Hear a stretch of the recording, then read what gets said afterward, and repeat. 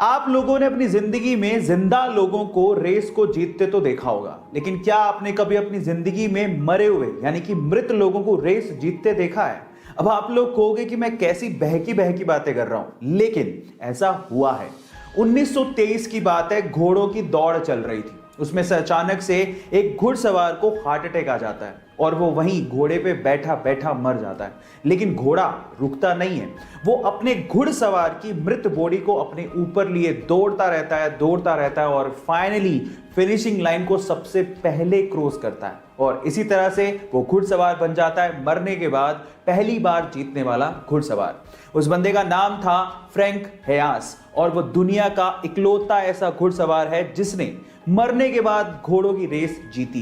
Guys, ये interesting fact आपको कैसा लगा चैट सेक्शन में जरूर लिखिएगा। गाइस, आप लोगों ने बॉलीवुड में स्टार्स तो बहुत देखे होंगे, लेकिन बॉलीवुड में सुपरस्टार्स का तमगा बहुत ही कम एक्टर्स को दिया गया है और उनमें से एक थे राजेश खन्ना।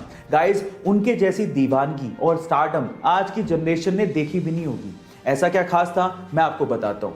देखिए, उनके लिए प्रचलित था कि जब वो स्टूडियो से अपनी व्हाइट कार लेके निकला करते थे तो लड़कियां उनकी व्हाइट कार तक को चूम लिया करती थी और वो व्हाइट कार लिपस्टिक की वजह से गुलाबी हो जाया करती थी।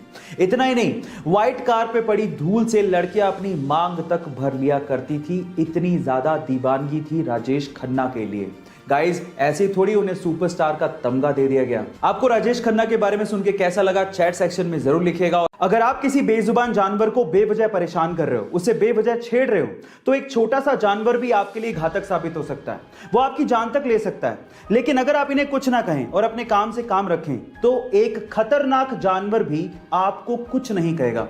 और इसी चीज को प्रूव करने के लिए इंडिया में एक बंदे ने अपने आप को 72 घंटों तक 72 खतरनाक सांपों के साथ बंद रखा और आप बिलीव करेंगे कि 72 घंटे बाद वो वहां से जिंदा वापस आया और एक वर्ल्ड रिकॉर्ड बनाया। वो सिर्फ ये प्रूव करना चाहता था कि अगर आप सांपों को कुछ ना कहें, ना ही उन्हें छेड़ें, तो वो आपको बेवजह काटते नहीं हैं। गाइस, आप इसे घर पे ट्राई मत करेगा। सिर्फ एक सिंपल सा मैसेज है कि आप जानवरों को जीने दें, इन बेजुबान जानवरों को कुछ ना कहें। 14 मार्च इतिहास का सबसे रहस्यमय डेट है। अब ऐसा क्यों?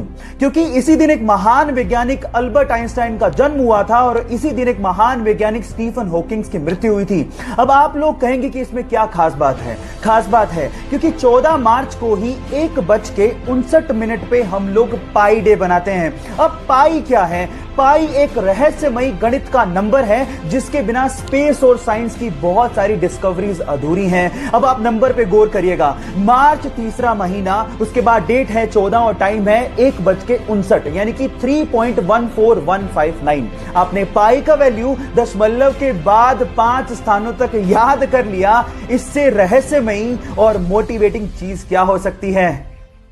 क्या आपने कभी सोचा है कि अगर कभी प्रलय आ गई या फिर न्यूक्लियर वॉर हो गया तो इस धरती का क्या होगा? क्या हम इसे फिर से रहने लायक बना पाएंगे? तो रुक जाइए, इसका इंतजाम हो चुका है। आर्कटिक महासागर के दूर दराज के एक द्वीप पर बहुत ही सुरक्षित तहखाना बनाया गया है और यह दुनिया का सबसे बड़ा बीज संग्रहालय भी है, जहां पर 25 करोड़ से ज्यादा फसलों और उसकी प्रजातियों को संग्रहित किया गया है। यह इतना सुरक्षित है कि अगर कोई आपदा आती है या फिर न्यूक्लियर वॉर होता है तो उस तहखाने को कुछ भी नहीं होगा और मानव जाति को फिर से फलने और फूलने का एक मौका मिल जाएगा। उस सबसे सुरक्षित संग्रहालय का नाम है स्वालबोर्ड सीड वोल्ट। सो गाइस, घबराने का नहीं, क्योंकि हमने अपनी इस प्यारी सी धरती को किसी भी आपदा से बचाने का काम शुरू कर दिया है।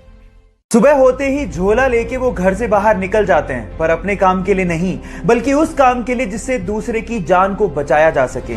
वो पेशे से डॉक्टर नहीं है, लेकिन जिसकी जान बच जाती है उसके लिए वो भगवान से कम भी नहीं है। सुबह होते ही झोला लेके वो गलियों में निकलते हैं और लोगों से अपील करते हैं कि उनके घर में अगर कोई अनयूज्ड मेडिसिन है तो उसे वो डोनेट कर दें।